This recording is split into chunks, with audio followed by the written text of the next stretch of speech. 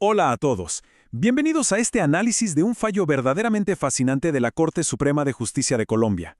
Hoy nos vamos a meter de lleno a explorar una decisión que pone a prueba los límites de los acuerdos legales cuando chocan contra la innegable realidad de los contratos de trabajo.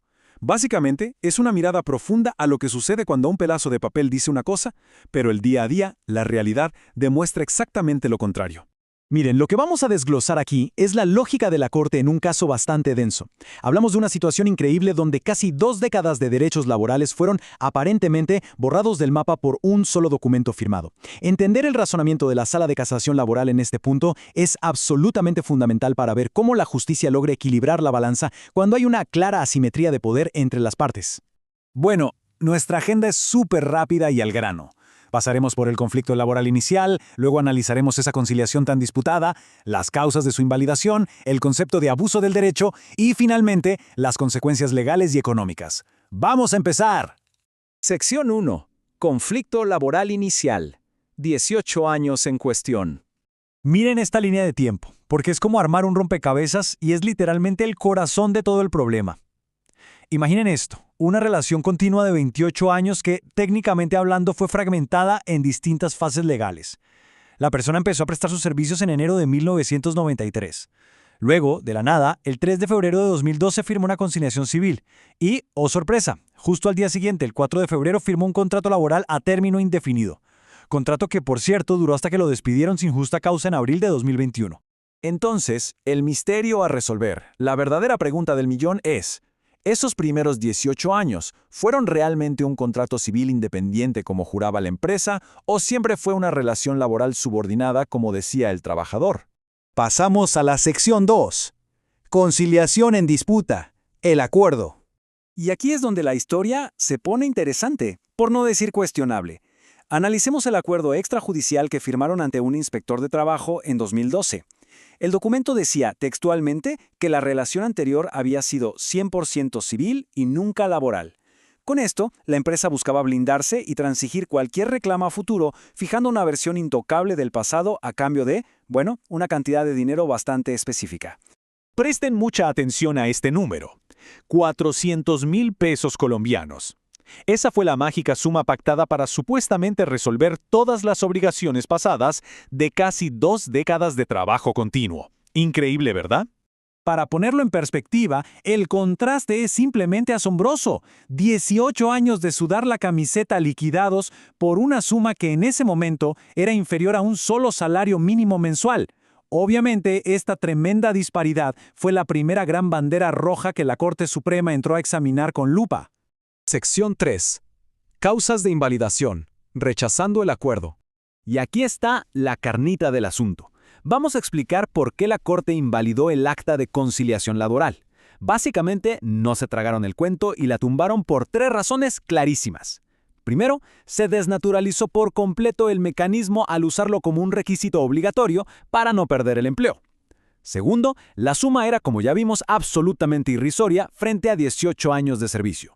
Y tercero, el documento no tenía ninguna claridad sobre cuáles eran exactamente esos supuestos derechos inciertos que estaban negociando.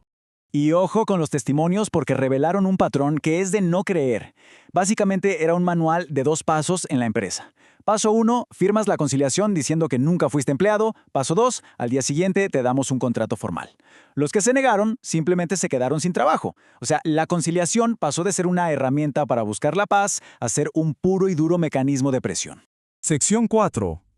Abuso del derecho. Límites legales. A ver, la Corte usa este concepto clave de abuso del derecho. Esto pasa cuando el más fuerte usa una figura legal a su favor, retorciendo las reglas para aprovecharse del más débil. ¿Y cuáles son las consecuencias legales del abuso del derecho en un caso así? Pues son severas. El ordenamiento jurídico interviene, frena en seco el atropello y le quita absolutamente toda validez legal al documento. Una conciliación no se puede usar para defraudar los derechos de la gente. Punto. Y como resultado de frenar este abuso, emerge una regla de oro en materia laboral: el principio de la primacía de la realidad sobre las formalidades. En palabras sencillas, el papel aguanta todo, pero cualquier formalidad escrita, por más sellos y firmas que tenga, se disuelve como azúcar en el agua cuando se enfrenta a la realidad innegable de un trabajo subordinado de todos los días. Sección 5. Consecuencias legales y económicas. La resolución. Al caerse toda esta ficción legal de la relación dividida en dos, la Corte toma una decisión contundente. Declara que aquí existió un único contrato laboral, uno solito e ininterrumpido, de 28 años de duración. El supuesto cambio de contrato civil a laboral en 2012 fue desestimado por completo porque en la práctica el trabajador jamás dejó de hacer sus tareas. Obviamente, al reconocer todo ese tiempo, había que hacer cuentas. La Corte sacó la calculadora, reconstruyó los salarios año por año y calculó las cesantías adeudadas. ¿El resultado? ¡Pum! Un total de más de 7 millones de pesos, corrigiendo así, de raíz, el tremendo hueco de aquella primera conciliación de 400,000. Pero la historia no termina con las cesantías. La Corte fue más allá. Ordenaron una fórmula de indexación que básicamente es ajustar ese dinero para que no se lo coma la inflación y, súper importante, obligaron a la empresa a pagar todos los aportes a pensión omitidos desde el 93 hasta el 2012 mediante un cálculo actuarial. Eso sí, para ser justos con la ley, la Corte admitió que derechos más viejitos como primas y vacaciones de esos primeros años pues ya habían prescrito por el paso del tiempo. Esta resolución definitiva, ya firmada por los magistrados de la Sala, marca un límite muy claro. Nos demuestra que la justicia sí tiene las herramientas para desarmar estas estructuras jurídicas que se inventan únicamente para hacerle el quite a las obligaciones laborales. Y bueno, para cerrar, este caso nos deja con una reflexión bastante profunda para el futuro. Nos obliga a preguntarnos siempre qué tan real es el mutuo acuerdo cuando hay un desequilibrio de poder tan grande. ¿Dónde trazamos realmente la línea entre un acuerdo de buena fe y un abuso de poder puro y duro en el trabajo? Al final del día, una firma bajo presión no es voluntad, y como acabamos de ver, la realidad innegable de los hechos siempre, siempre tendrá la última palabra. Gracias por acompañarnos en este análisis.